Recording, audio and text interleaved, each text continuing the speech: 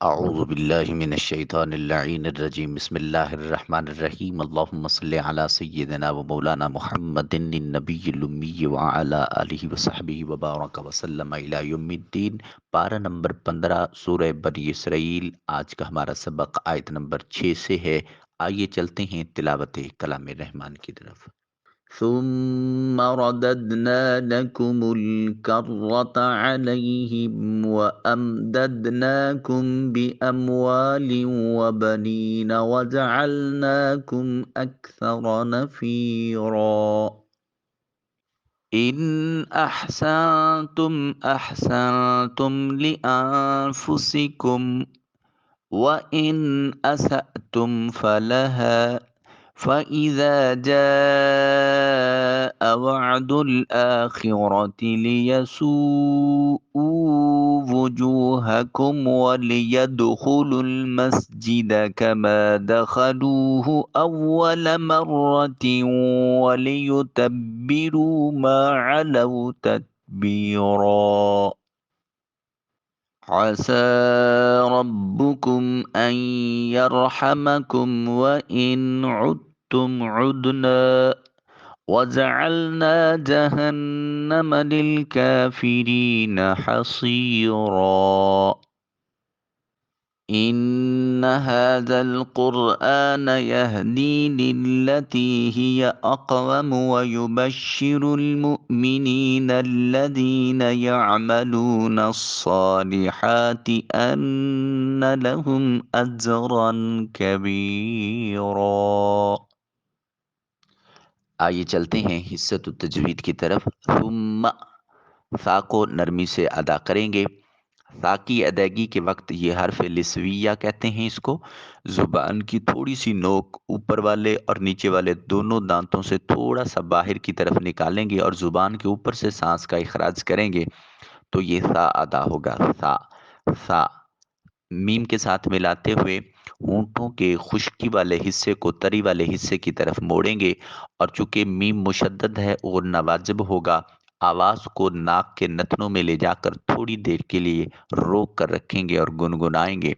ثم ثم ثم رددنا، را کو موٹا اور پر کر کے ادا کیا جائے گا۔ دال کے بعد دوسری دال ساکن ہے۔ دال ساکن ہو تو قلقلہ واجب ہوتا ہے۔ قاف طا با جیم دال۔ قلقلہ کیا ہے؟ آواز کا اپنی مخرج پر لگ کر ٹکرا کر واپس پلٹنا قلقلہ کہلاتا ہے۔ یہاں پہلی دال کو دوسری دال کے ساتھ ملائیں گے۔ ثم رددنا رددنا رددنا، نا میں الف خالی از حرکت اور اس سے پہلے والے نون کے اوپر زبر ہے، الف مدہ ہوگا، ایک الف کے قائم مقام اس کو لمبا کریں گے۔ لَكُمُ الْكَرَّةَ، لام اور کاف کو بریک ادا کریں گے، میم کو لام کے ساتھ ملاتے ہوئے کاف کو اگلی را کے ساتھ ملائیں گے۔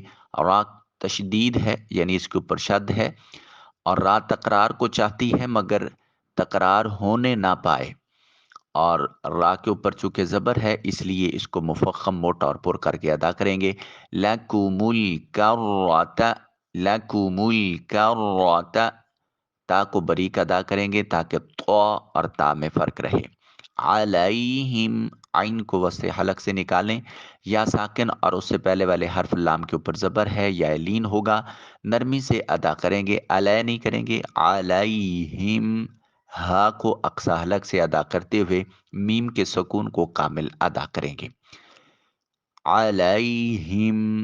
بقیہ تجوید کے قوانین آپ خود اپلائی کریں گے، میں ترجمہ اور تفسیر کی سعادت حاصل کرتا ہوں۔ ثم پھر رددنا، ہم نے پلٹا دیا، لکم تمہارے لیے، کرہ اس کے اوپر ایک بار، علیہم ان پر، وامدادناکم اور ہم نے غلبہ عطا کیا تم کو، باموال مال کے ساتھ، وبنین اور اولاد کے ساتھ، وجعلناکم اور ہم نے تم کو بنا دیا، اکثر نفیرا افرادی قوت کے ساتھ، اور ہم نے ان کے اوپر غلبہ کو تمہارے حق میں پلٹا دیا اور ہم نے اموال و اولاد کی کثرت کے ذریعے تمہاری مدد فرمائی، اور ہم نے تمہیں افرادی قوت میں بڑھا دیا۔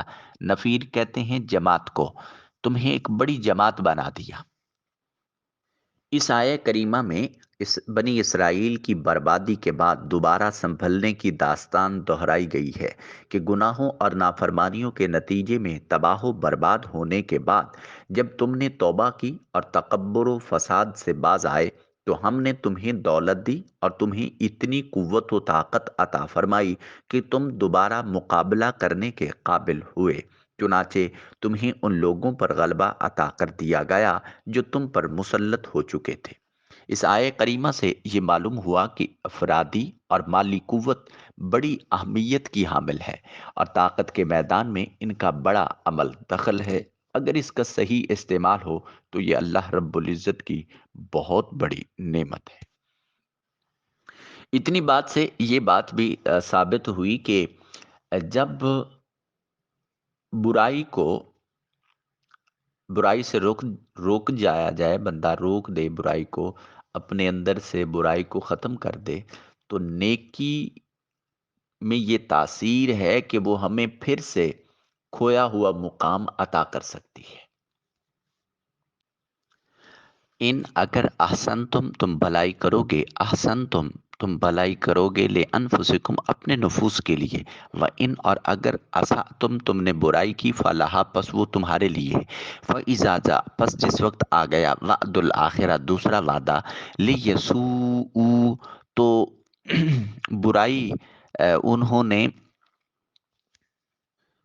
تاکہ بگاڑ دیں وجوہکم تمہارے چہرے، ولیدخلوا المسجد الحرام اور دوبارہ مسجد اقصی میں داخل ہوتے ہوئے کما داخلو ہو جیسے وہ داخل ہوئے اول مرہ پہلی دفعہ، ولیتبروا اور تاکہ تباہ کر دیں ما علو غلبہ کے ساتھ تتبیرہ برباد کرنا۔ اور اگر بھلائی کرو گے تو اپنے ہی لیے بھلائی کرو گے، اور اگر تم برائی کرو گے تو اپنی ہی جان کے لیے۔ پھر جب دوسرے وعدہ کی گھڑی آئی تو اور ظالموں کو تم پر مسلط کر دیا تاکہ مار مار کر تمہارے چہرے بگاڑ دیں، اور تاکہ مسجد اقصی میں اسی طرح داخل ہوں جیسے اس میں حملہ آور لوگ پہلی مرتبہ داخل ہوئے تھے، اور تاکہ جس مقام پر غلبہ پائیں اسے تباہ و برباد کر ڈالیں۔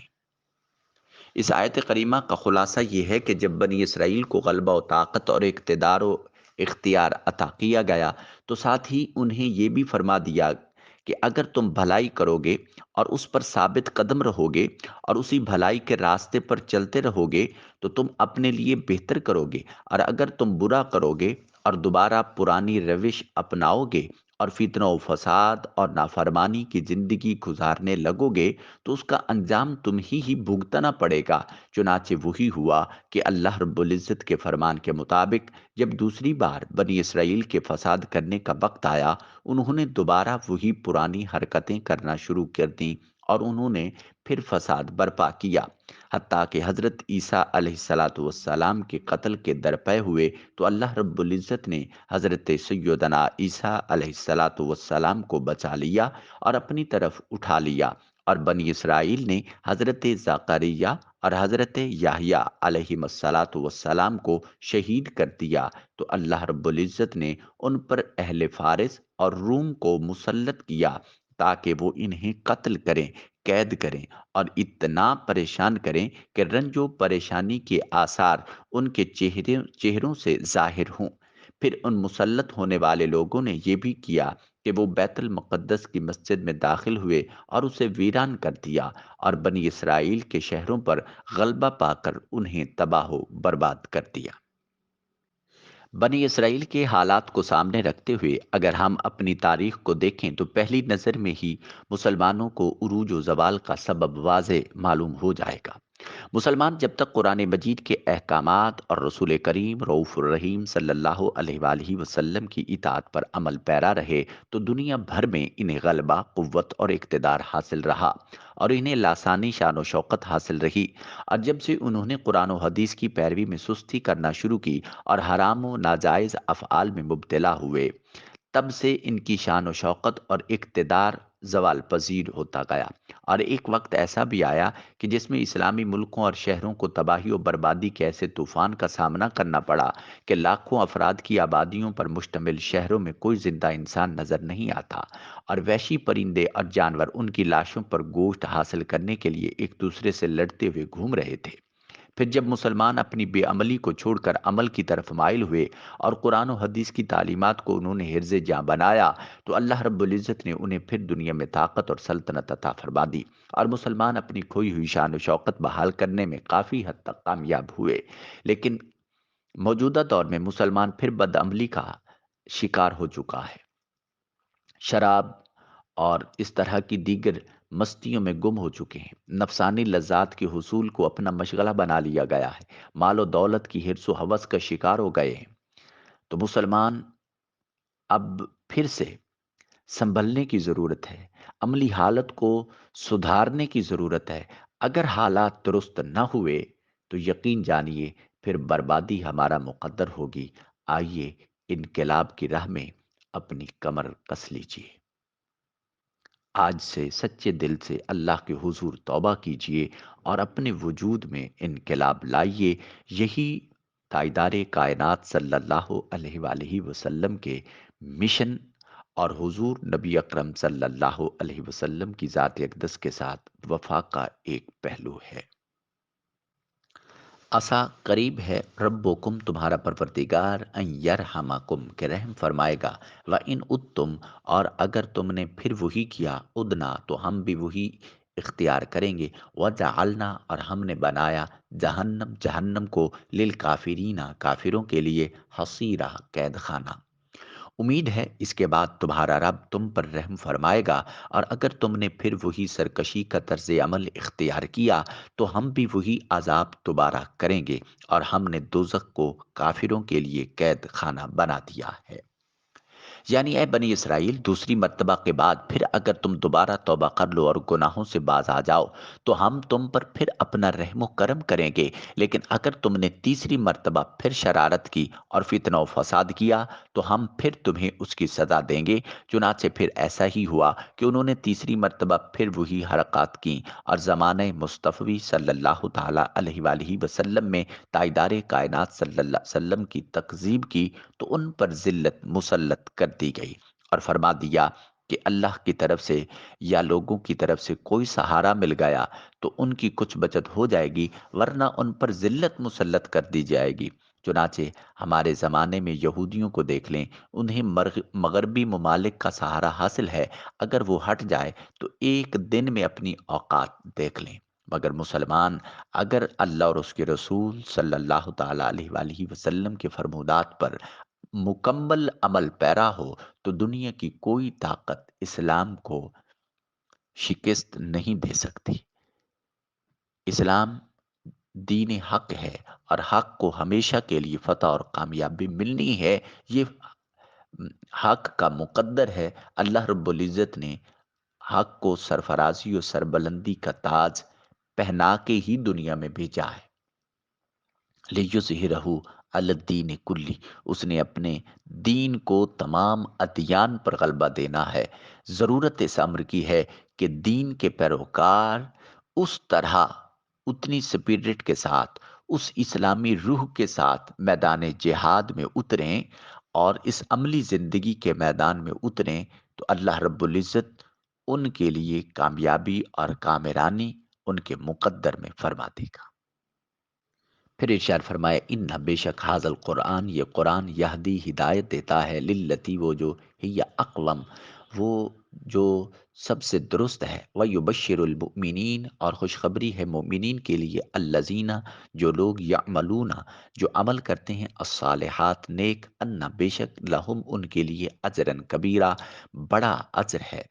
بے شک یہ قرآن اس منزل کی طرف رہنمائی کرتا ہے جو سب سے درست ہے، اور ان مومنوں کو جو نیک عمل کرتے ہیں اس بات کی خوشخبری سناتا ہے کہ ان کے لیے بڑا اجر ہے۔ وَأَنَّ الَّذِينَ اور بے شک وہ لوگ جو لا یؤمنون نہیں ایمان لاتے بالآخرہ آخرت کے ساتھ، اعتدنا تو تیار کر رکھا ہے لہم ان کے لیے عذابًا علیبا دردناک عذاب، اور یہ کہ جو لوگ آخرت پر ایمان نہیں رکھتے ہم نے ان کے لیے دردناک عذاب تیار کر رکھا ہے۔ ان ھذا القرآن، اس آیت کریمہ اور اس کے بعد والی آیت میں اللہ رب العزت نے قرآن پاک کی 3 خوبیاں بیان فرمائی ہیں۔ نمبر 1، قرآن سب سے سیدھا راستہ دکھاتا ہے، اور وہ راستہ اللہ رب العزت کی توحید کا اقرار کرنا اور اس کے رسولوں پر ایمان لانا اور ان کی اطاعت کرنا۔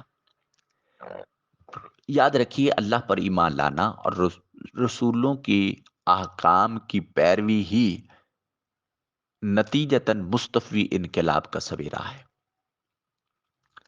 اور فرمایا کہ یہی راستہ سیدھا ہے جو جنت تک لے جاتا ہے اور خدا تک پہنچانے والا ہے، اور اللہ کے انعام یافتہ بندوں میں یعنی ولیوں میں اور نیک بندوں کا ہے جن کی پیروی کا قرآن پاک میں حکم دیا گیا۔ نمبر 2، نیک اعمال کرنے والے مومنوں کو جنت کی بشارت دیتا ہے۔ نمبر 3، آخرت کے منکرین کو دردناک عذاب کی خبر دیتا ہے۔ یہ 2 آیات مستفی انقلاب کے سویرے کے لیے ایک بڑی خوشخبری اور ایک بہت بڑا واضح پیغام دے رہی ہیں۔ اس وقت تک قوم عروج بام حاصل نہیں کر سکتی، عروج ثریا اس وقت تک ممکن نہیں ہے جب تک قرآن مجید کو اپنی زندگی کا اوڑھنا اور بچھونا نہ بنا لیا جائے۔ صرف الفاظ قرآنی کی تلاوت ہی نہیں بلکہ تفہیم قرآن بہت ضروری ہے، اور پھر تفہیم کے بعد تعمیل قرآن، اس پر عمل کرنا، یہ ازحد ضروری ہے۔ تو جب اس امت کے افراد قرآن مجید کو پڑھیں گے، سمجھیں گے اور کام میں لائیں گے تو انشاءاللہ وہ وقت دور نہیں جب ہر طرف ان کی ہی شہرت، ان کی مشہوری اور ان کی سرفرازی اور سربلندی کے داستان رقم ہوگی۔ آئیے ربط قرآن اختیار کیجئے، آئیے قرآن سے نسبت اختیار کیجئے۔ کائنات ہست و بود میں اگر کوئی ہدایت والی کتاب ہے تو وہ قرآن مجید ہے۔ قرآن سے بڑھ کر دنیا میں کچھ اور نہیں رکھا، ہدایت کا واحد ذریعہ قرآن مجید ہے۔ منہاج القرآن ربط قرآن کا پیغام پوری دنیا میں عام کر رہی ہے اور ہر شخص تک اپنا یہ پیغام پہنچا رہی ہے۔ آئیے قرآن کی آواز سنیے اور قرآن کے ساتھ اپنا تعلق مضبوط کیجیے۔ وہ زمانے میں معزز تھے مسلمان ہو کر، اور تم خوار ہوئے تارے کے قرآن ہو کر۔ اللہ رب العزت قرآن مجید کے ساتھ ایک خاص اپنا ربط اور تعلق قائم کرنے کی توفیق مرحمت فرمائے۔ آمین ثم آمین۔ والسلام علیکم ورحمۃ اللہ وبرکاتہ۔